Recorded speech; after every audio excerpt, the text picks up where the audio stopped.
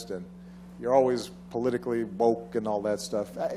You should get over that quickly. The world is messy. There are ambiguities. Yep. People who do really good stuff have flaws. People who you are fighting may love their kids and, share certain things with you. And I think that one danger I see among young people, particularly on college campuses, Malia and I talk about this. Yara goes to school with my daughter. But I do get a sense sometimes now among certain young people, and this is accelerated by social media, there is this sense sometimes of the way of me making change is to be as judgmental as possible about other people. And that's enough. Like if I tweet or hashtag about how you didn't do something right or used the wrong verb, or then I can sit back and feel pretty good about myself because, man, you see how woke I was? I called you out. Let me get on TV, watch my show, watch Grownish. That's not activism. That's not bringing about change. If all you're doing is casting stones, you're probably not going to get that far. That's easy to do.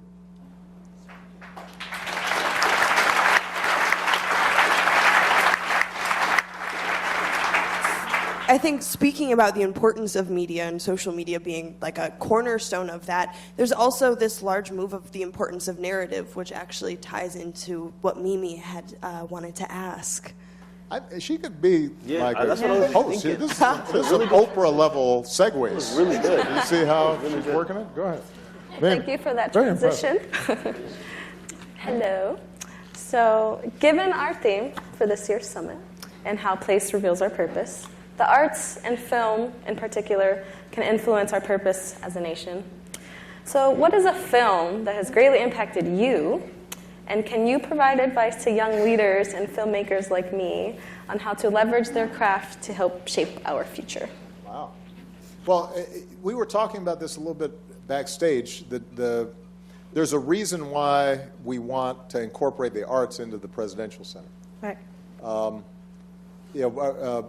One of our goals is to create a recording studio where young people can come and train with Yara or Steven Spielberg or Chance the Rapper about how do they use the arts to tell a story and to build communities, and be able to have concerts and readings and theater, because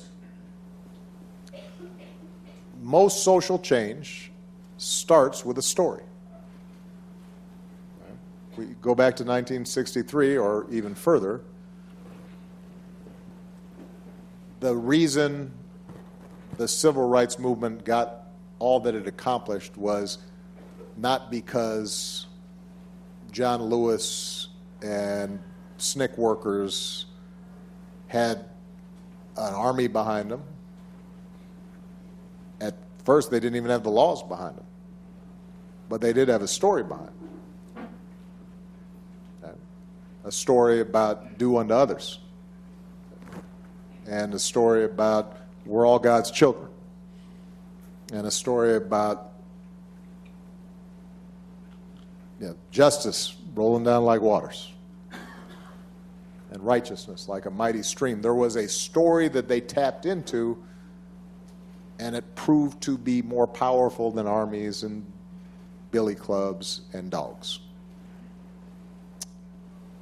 Just as I mentioned Gandhi earlier, he had a story about what the Indian subcontinent was and this 5,000-year culture, and that the people who appeared to be poor were full of a life force that could not be matched by the great British Empire.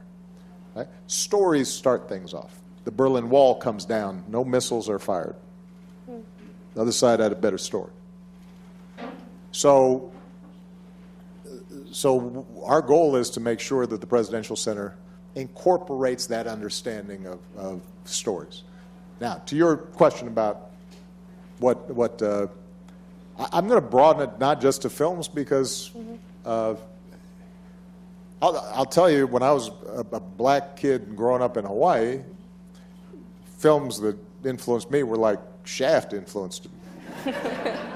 Da-da-da, da-da-da. Because there were not a lot of brothers around who were cool. That had an influence. I was all like, man, look at Richard Roundtree. He's a bad. For those of you who are not familiar with Isaac Hayes, I just wanted to.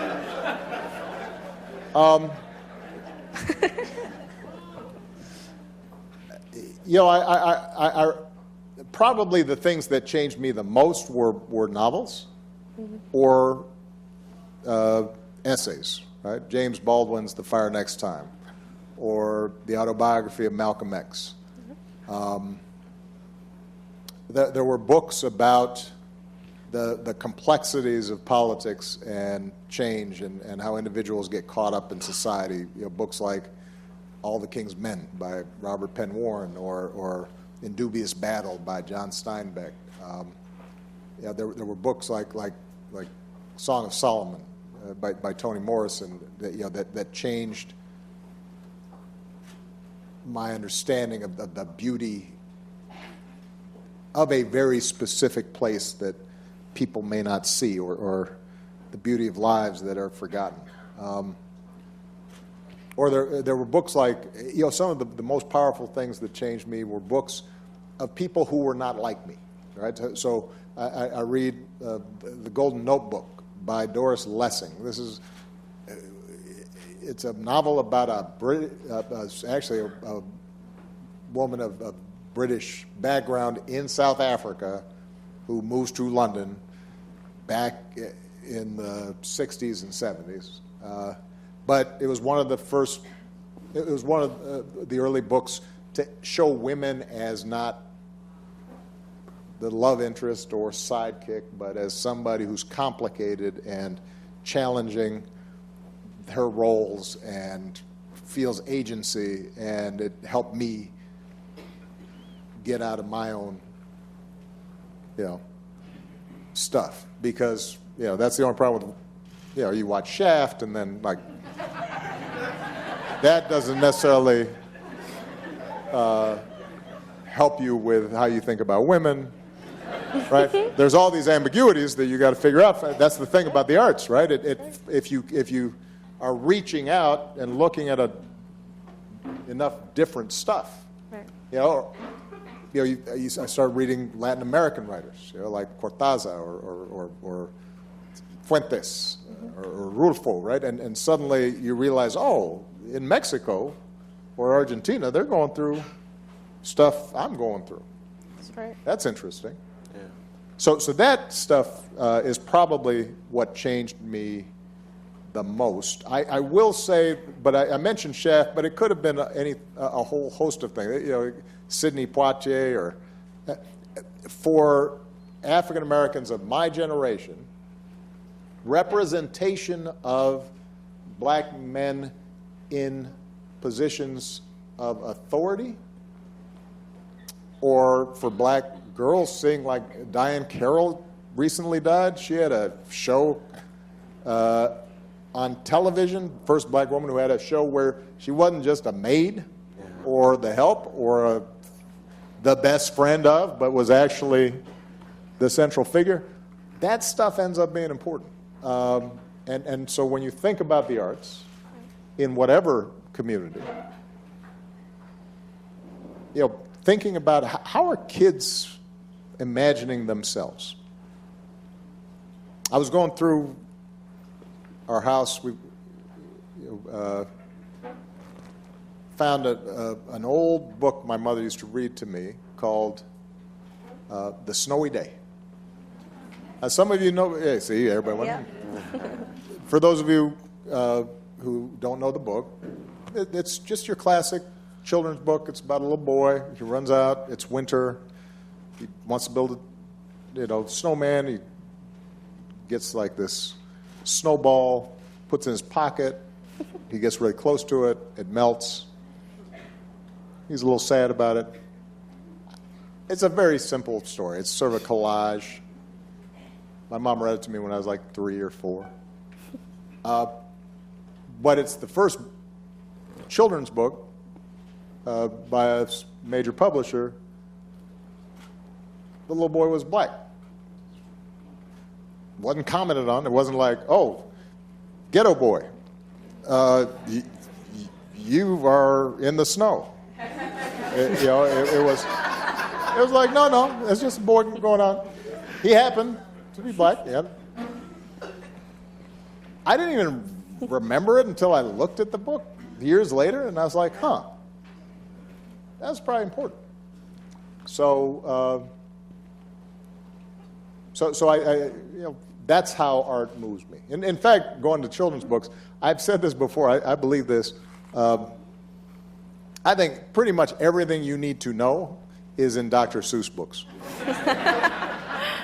If you read about the Lorax, then you know about climate change. If you're reading about Lazy Maisie, and Horton, here's a who, you kind of know, man, don't be lazy Maisie. Work.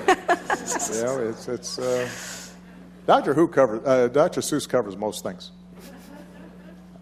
That's not the answer you expected, I'm sure. I mean, I love The Godfather, and I can give you a list of movies I love, but.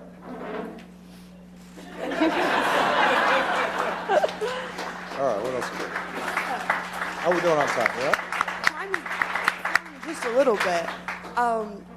But I think I want to kind of close out this session. You've already talked about the Presidential Center, and we've had a sneak peek of all of the incredible things that are here to come. But I think thinking of the larger Obama Foundation and how much you've done to not only maintain a sense of local community and continue to invest in local community, but also connect local with global, all of the global initiatives that you're doing. And so as somebody that is black and Iranian, has family who is actually here from the south side of Chicago, who I think to me encapsulates what it means to be a leader and what it means to invest in community, I wonder how the Presidential Center is another form of doing that, of making this a space for young leaders to connect and for us to create change. Well, I think you've described it well.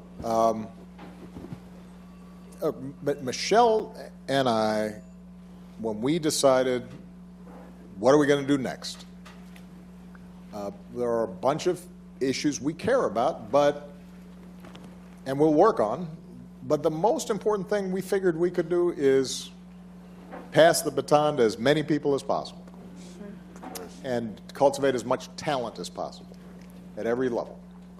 And so all of you are part of that initial effort to build a platform where not only can we provide training and ideas and offer some experience about how to bring about social change, but also how can you connect and learn from each other, which is even more powerful.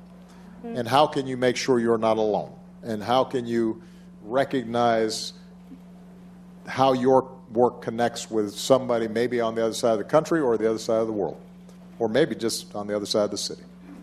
And that's how our programming is designed. What we also realize, though, and this goes to the importance of place, that for us just to have some office downtown somewhere from which we issue reports and occasionally travel for photo ops wasn't going to cut it, because if you can't understand how to change a world if you don't understand how to change a country. And you can't understand how to change a country if you don't know how to change a city. You can't know that unless you know how to change a neighborhood. That's right. Because so much of what has become our politics and our movements is virtual, which is great. It's a tool, but it's not that person right there. It's not you and me in a conversation. It's not me seeing what you're going through. It's not me experiencing what it's like with some broken glass under that little boy's feet where there should be a playground, or stepping off and seeing the trash that's floating through a river that has, where all the fish are dead and the fishermen's livelihoods have been taken away.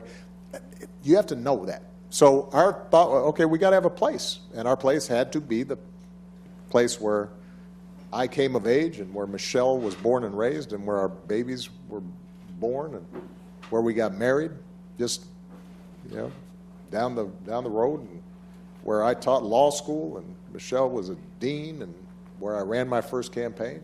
So this was going to be the place. And the way we joke about it a little bit, like this is the mothership, but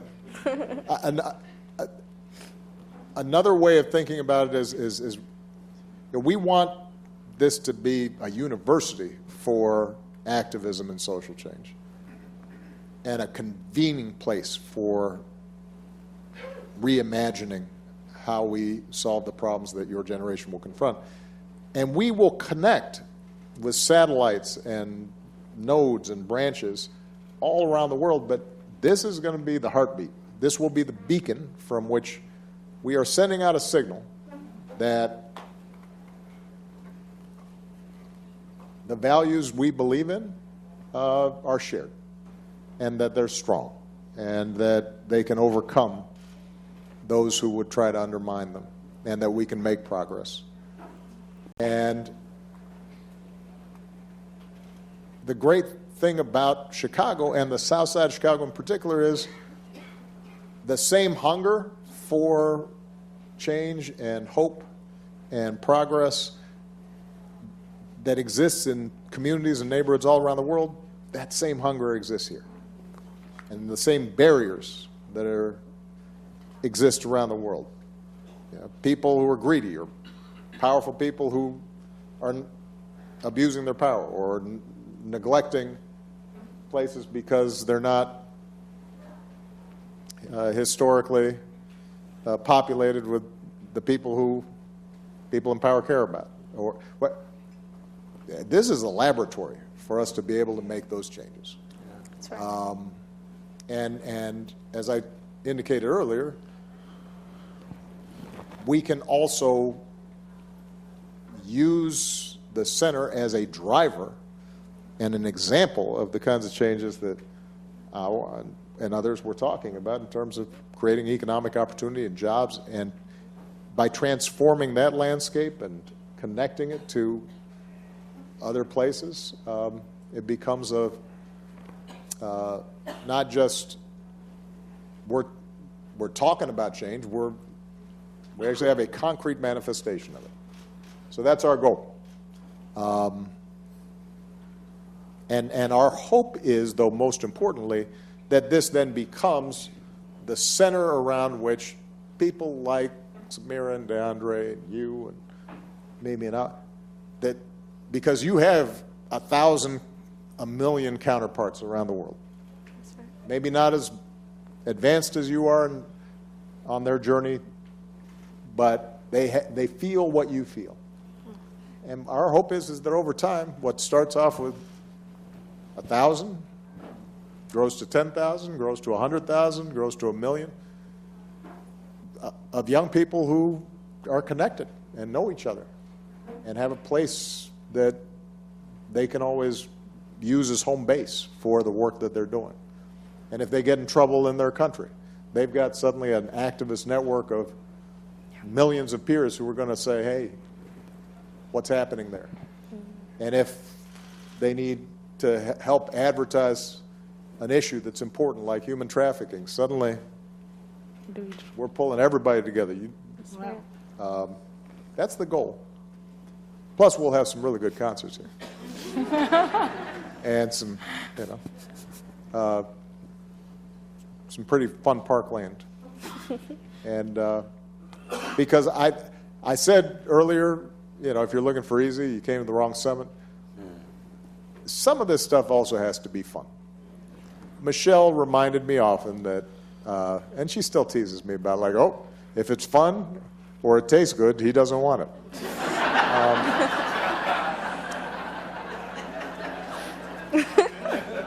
Which, is a little cruel, but there's a little bit of truth to it. There have been times in my life where I just feel like I've got to take myself so seriously and grind, and she helped me to lighten up a little bit. And just as she's done so much for me, so maybe that's a pretty good cue. Should we? Let's do it. Hey, Michelle Obama, how about coming up on stage?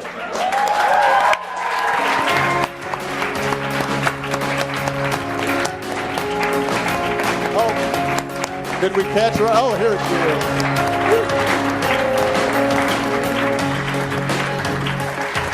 Did you meet everybody? Hi, I meet you. Goodness, nice to meet you. Hi.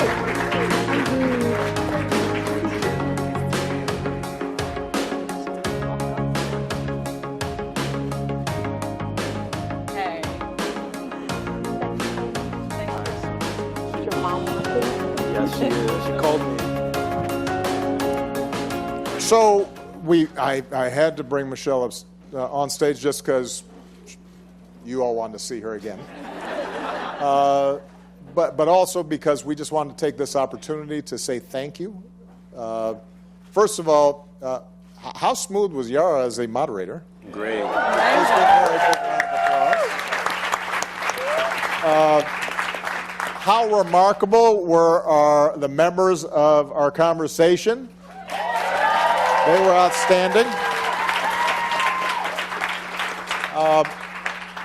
To all of you who have taken the time to be a part of this, to those of you who were on other panels, who flew in, we don't pay, so it's they're just doing it out of the kindness of their heart. For those who helped to organize the event, to all the volunteers and young people who helped shuttle people around, make sure credentials were passed out, put everything together. We are so grateful to you. This is always a team effort and a collaboration, and you guys made us proud once again. And to the city of Chicago and to the south side of Chicago, I just want to say thank you for once again embracing us. Our hope is that you are as excited and jazzed by this vision that we have for the Presidential Center as Michelle and I have been. And we can't wait to continue to provide opportunities for the young people in this particular community, but also around the world to achieve their full potential and, as a consequence, help lift this world up. So you guys have been wonderful. Thank you so much. God bless. Appreciate you.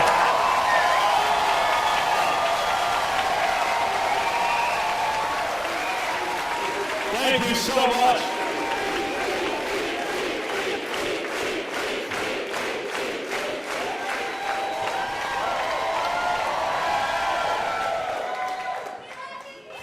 Thank you. Nice place you got here. I'm going to have to come here more often. Thank you so much for the warm welcome. One more time for Marilyn and for Leah for speaking up for women's equality, a priority for everybody at a time like this. And thanks to all of you for being part of this. I am so honored and so thrilled and so energized by the response tonight and by the response we're seeing across the country right now as we step up to bring about a different era in American life. And the sooner that comes, the better.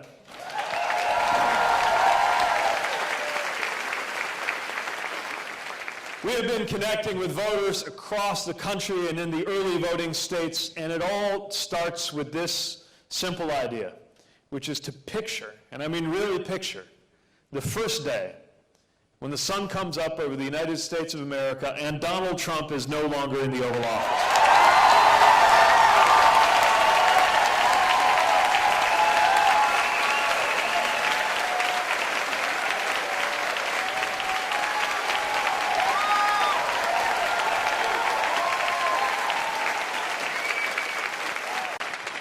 I think we're all ready for that day.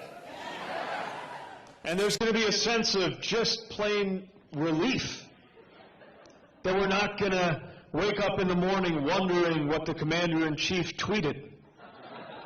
That this particular brand of chaos and corruption will be in the rearview mirror. But I'll be honest, the reason I'm asking you to hold that picture in your mind is not just to create a pretty picture, because it's not going to be so easy.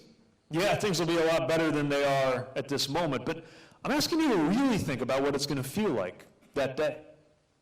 The sun's going to come up over a country that will be even more divided, even more polarized, even more torn up over politics than we are right now. Think about everything we've been through. Think about everything we're about to go through. And think about how tender of a situation the United States of America will be in.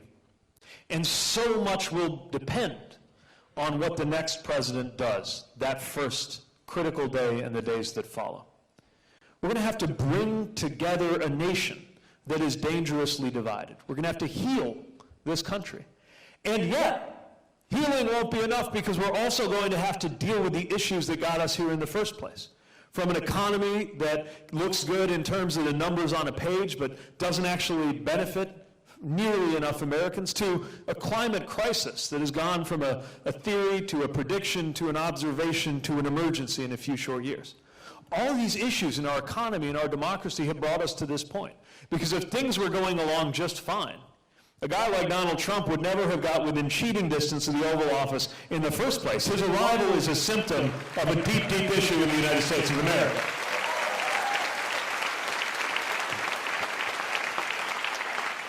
So that means that we're going to have to pick up the pieces together, and I'm running to be the president who will turn the page and will move us in a better direction based on our shared values and delivering on our shared priorities. And more of those values and more of those priorities are shared than we would think. More than that, there is a new American majority for values and priorities that lead us in a decidedly forward and progressive direction if we understand them in the right way and we make sure we include as many people as possible on that path.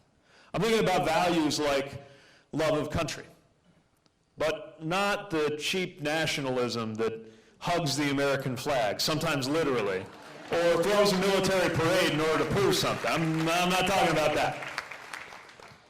I'm talking about real patriotism in an inclusive fashion. I'm talking about love of country that recognizes that our country is made of people, and you cannot love your country if you hate half of the people who are in it.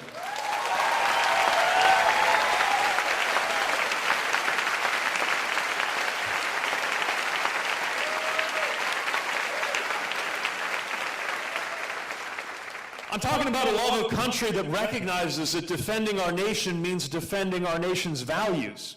It means upholding our nation's credibility with our allies and our adversaries by seeing to it that this is a country that keeps its word and nobody would ever question whether it is wise to partner with the United States of America. That's how we uphold national security.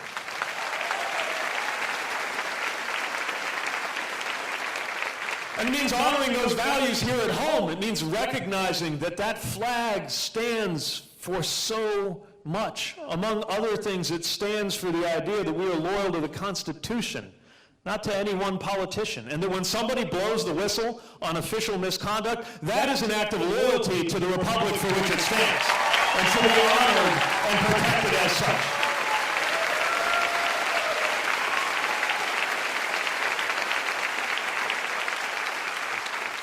And protecting our country means protecting each other, and that means doing it right here at home. Which is why we can never again allow the Second Amendment to be twisted into an excuse to do nothing at all to protect fellow Americans from gun violence. At home, at schools, at shopping centers, at places of worship. That is a matter of national security.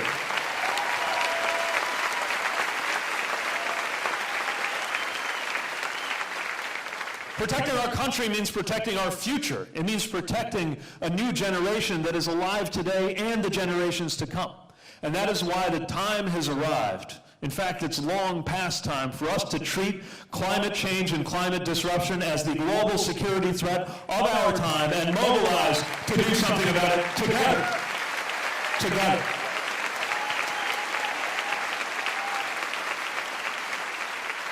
That's what patriotism means to me.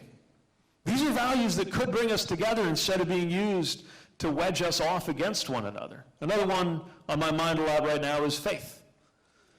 Now, a presidency that really honors the idea of faith, a campaign that honors the idea of faith in this country, starts with the bedrock principle that when you run for office or hold office, you represent equally people of any religion and people of no religion. That is part of how this country got started. And we will uphold those values.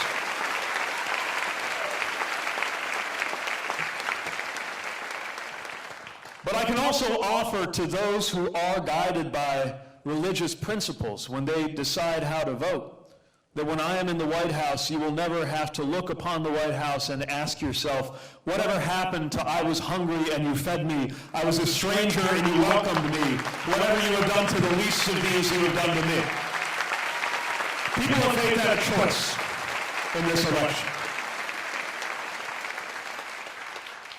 I'm thinking about values like freedom.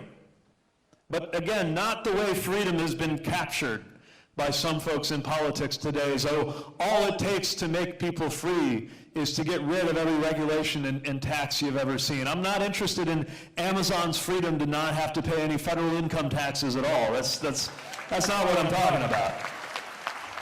I'm talking about real freedom. Sometimes it's freedom from, and sometimes it's freedom to. It's about the freedom to live a life of your choosing. If we really want to deliver on freedom, yes, it's true. Sometimes that means getting government out of the way. Like getting government out of the business of dictating to women what their reproductive health care choices ought to be.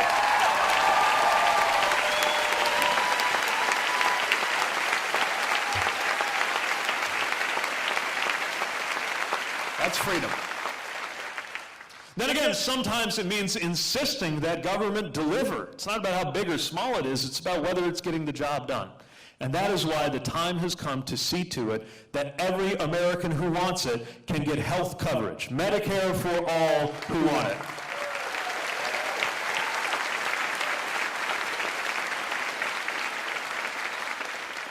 I just happen to think there can be some humility built into that vision that doesn't assume it's right for everybody. So we're not going to kick folks off of their private plan, but we're going to put out a public plan that I think will be better. See, that way, if we're right, then everybody's going to want it, and it'll become the single payer. And if we're wrong, we're going to be really glad we didn't force anybody off of it. It'll be right for most Americans, and we'll let Americans decide on their own time when and whether it's right for them.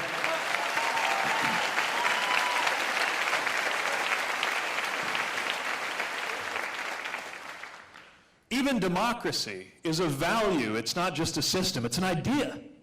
It's the idea that our government responds to us, that the ballot box is how we see to it, that the government works for us and not the other way around.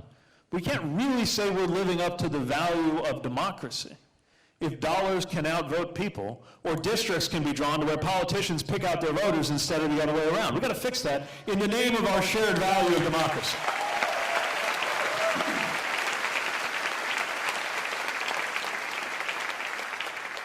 In a healthy democracy, we would take the responsibility to serve every citizen equally, which means that the people of the District of Columbia and Puerto Rico would have political representation.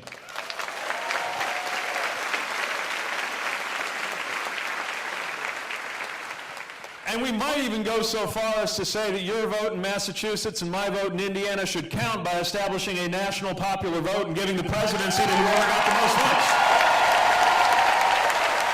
Just count everybody the same, because we're equal. Call me simplistic, but I think it's the right approach. So these are shared values. Most Americans believe in this, and most Americans believe in the priorities that we're putting forward. Priorities like ensuring that the economy does work for all of us with a higher minimum wage, $15 as a floor, and making sure that people can access labor protections, whether you're working in a traditional job or whether you're working in the gig economy, because if you're doing a gig, you're doing work, and that makes you a worker, and you ought to be protected.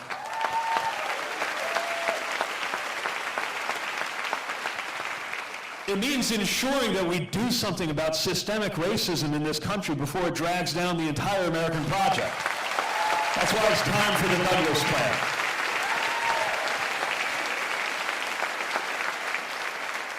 And it means ensuring that economic, social, and political power are enjoyed equally by women in this country, starting with a cabinet that is at least 50% women, and seeing to it that the business community reflects this leadership too. We will be better for it. These are our shared values. These are our shared priorities, things that command support from most Americans. And if we can hold that majority and engage it, we can deliver the most change, the most breakthroughs, the most positive growth in this country that we've seen in a long time, even coming off of this bleak moment that we've been in. But we're going to have to hang together in order to do it. And we got to recognize that who we are is going to follow us into the White House. The campaign that we're building, the culture that we're building, can be a response to the crisis of belonging that is affecting this country. Because we have a problem with belonging in the United States of America.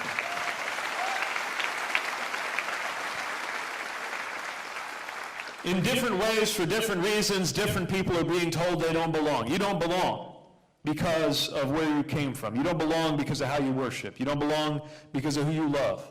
You don't belong because of a disability. And we cannot allow that to take hold. We have to knit together people in this nation who have nothing in common besides the fact that they belong to the same United States of America. And establishing that sense of unity is what the presidency is for. The purpose of the presidency is not the glorification of the president. It is the unification and empowerment of the American people. That is why I'm running for president.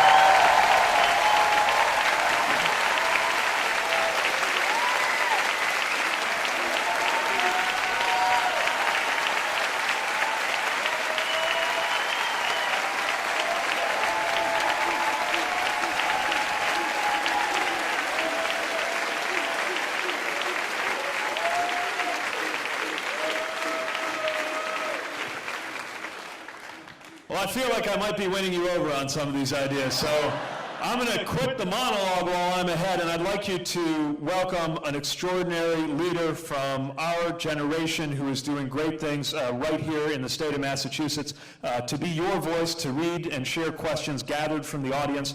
Please welcome Representative Maria Robinson to the stage.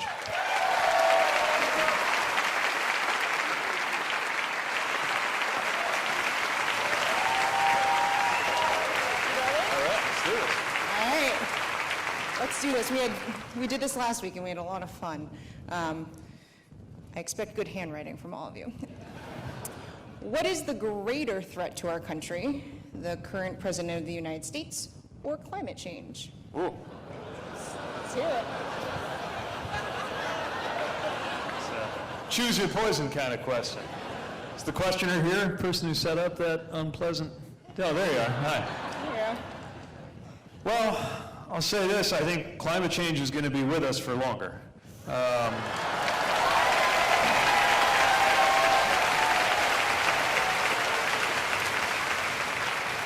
This presidency will end one way or the other, hopefully sooner rather than later, but climate change is picking up steam. And this is no longer a theoretical thing. I just spoke to someone today who lost her home in one of the wildfires in California. My own hometown, South Bend. As a mayor, I've had to activate the emergency operations of our city twice for floods that are supposed to happen every 500 to 1,000 years. They came less than 2 years apart. This is upon us, and this is just the beginning. And the good news is we can actually do something about it. And in the course of doing something about it, we can gather the energies of the American people. This country always does better when we have a project, a national project. And here we have one available to us that doesn't involve fighting other people and is going to require action. We got to step up.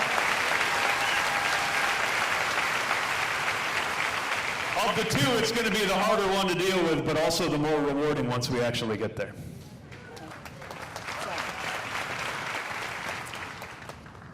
All right.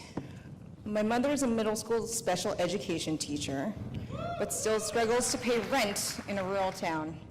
What will you do to help teachers like her afford to live on a teacher's salary and still enjoy her beloved profession? Let's give it up for teachers. Here, here.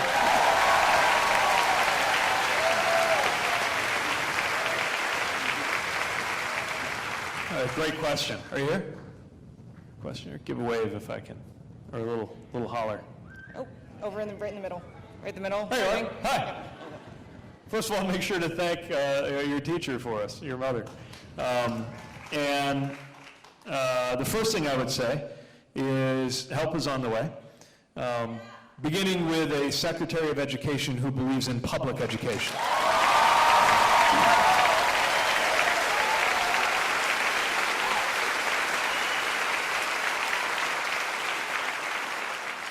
There are a whole set of things we need to do to support public education, but none is more glaring than the need to lift up and support the teaching profession. And that includes paying teachers for the work that they do. It's incredibly important, it's difficult, takes a lot of qualifications to do, and it's undercompensated related to other professions of comparable importance and rigor.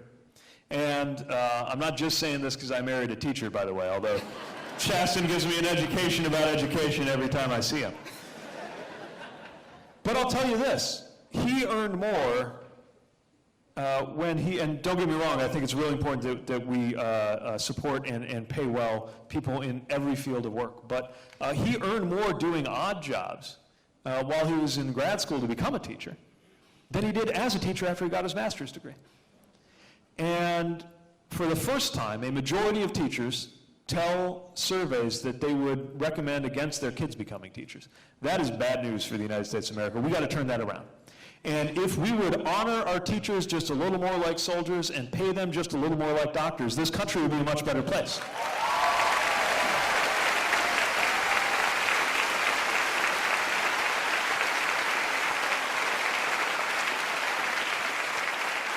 Now, you mentioned serving in rural areas too. So one of the things about the mechanics of how I would do this is I would do this through Title I, which directs the funding toward the schools where the students are most in need. We would recognize serving an underserved area as a form of public service, including having it qualify for a reimagined public service loan forgiveness program. And on the field of special education, since you mentioned that, which is so important, it is also long past time the federal government did its part and fully funded the IDEA, the Individuals with Disabilities Education Act of the United States. So let her know help is on the way.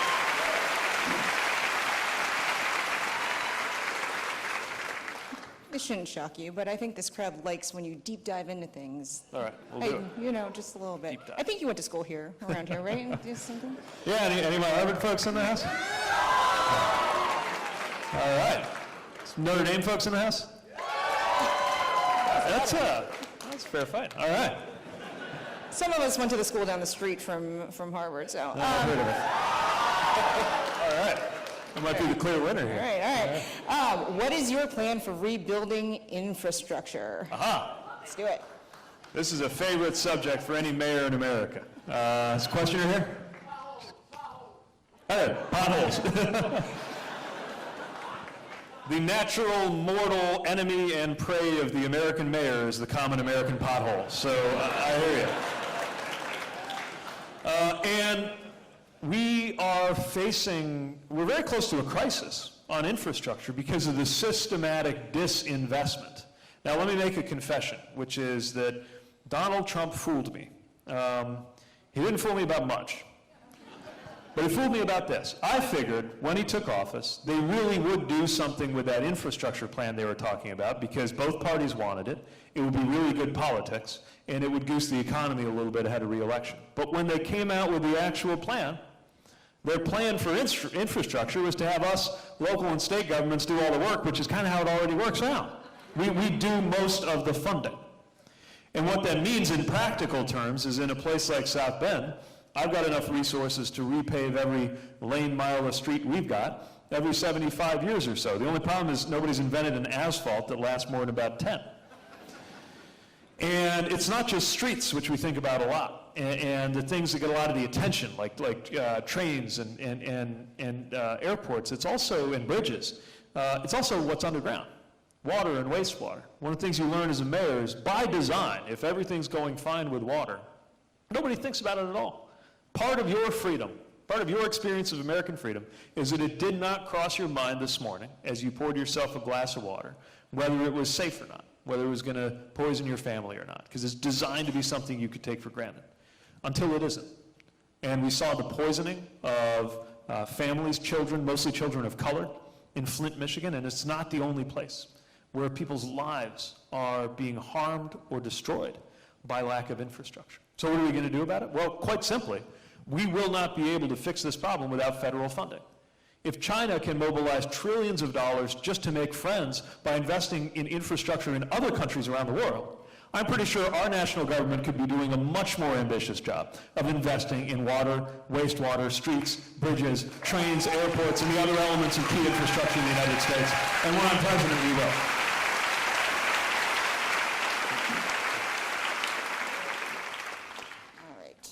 This is from someone who lives in Michigan, who's here. All right, Midwesterner. I don't know, long ride. What can we do to protect LGBTQ plus students? Great question. Are you here? Hi. Where are you from in Michigan? Grand Rapids, that's like right up the road. Do you have a college football loyalty in Michigan?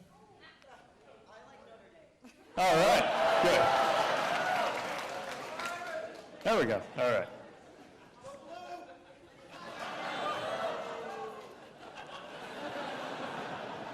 I just want to say that I believe in grace and forgiveness, and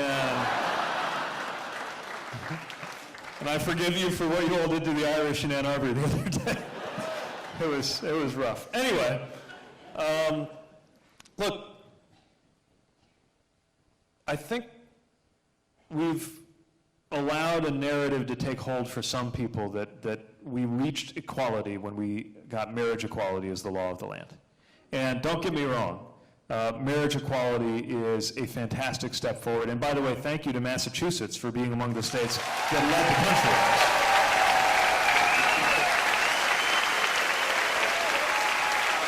That matters.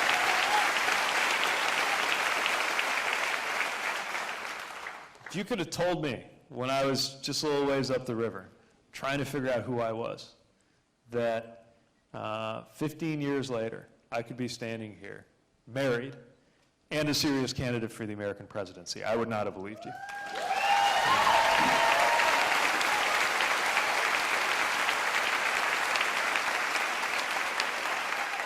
But that does not mean our work is done. There are so many places in America where you can be fired just for being gay. We have a crisis of violence against, in particular, trans black women. We see transgender troops having their careers ended or threatened with being ended by a president, by the way, who used his connections to get out of serving when it was his turn, which is adding insult to injury. That's right. And it's clear that we got our work cut out for us. So what can we do? Well, needless to say, we need a federal equality act that makes discrimination on gender identity and sexual orientation illegal across the land. That's table stakes. But a lot of this stuff is in the administration. We need to make sure that we reverse things like an office in the State Department that's making it harder for same-sex couples to adopt abroad, or guidance going out to schools through the Department of Education that makes it harder for trans students just to exist, or things going on in the Department of Health and Human Services that are anti-gay, anti-trans, and make it harder for LGBTQ people across the board. So we got administrative work to do, we got legislative work to do, and we got a little bit of cultural work to do as well. And this is what I mean when I talk about that sense of belonging, making sure that we establish the idea that in this country we welcome and accept and honor one another. And building that up, this is not part of the official written job description of the presidency or any other executive, but I actually think this is when you earn your paycheck in high elected office. It's just the tone that you set. And we will set one that makes everybody know, whatever they've been excluded over, that their exclusion does not belong in the future of the United States of America.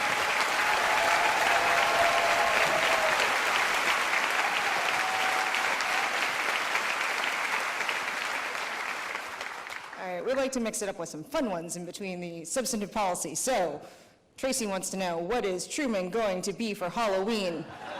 Very important question. All right. Where's Tracy? Hi. Chasten sent me some pictures. Buddy has an avocado costume. He's like an avocado. And I think Truman's got like a sunflower costume going. It's like a thing around it. I didn't know there were this many costumes for dogs, things you learn about in America today. For those of you, by the way, who don't follow the canine side of things, so we have two dogs. We have Truman, he's this kind of beagle-ish kind of mutt up from Tennessee, and then Buddy is a one-eyed puggle on a weight loss journey who came into our homes about a year ago. And I was just with them this morning. They're in great shape. They're definitely looking forward to Halloween, and they'll be thankful that you thought of them today, so thanks.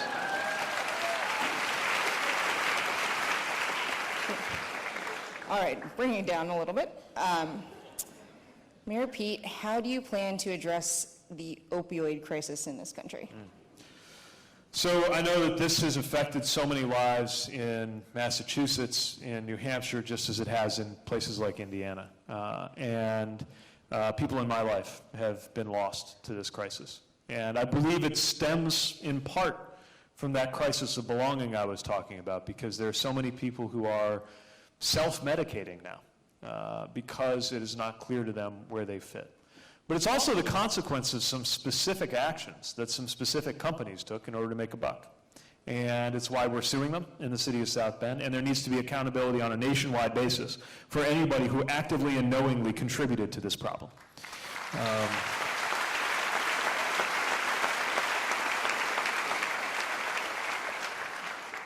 But now we got to look at solutions. And the good news is, it is extraordinary what can be done with MAT, medication-assisted treatment. All right, some folks are familiar with that. Good. But there are barriers to that. For example, right now physicians are limited in how much they can prescribe of things like Suboxone that can help somebody move off of an addiction. We've got to lift those caps and make it possible for that to be much more widely available. My plan on mental health and addiction also proposes that we fund local plans on healing and belonging. The belonging part, because we can build that up through a lot of things that wouldn't officially be considered mental health treatment or addiction treatment, but also use it for things like making sure there are more qualified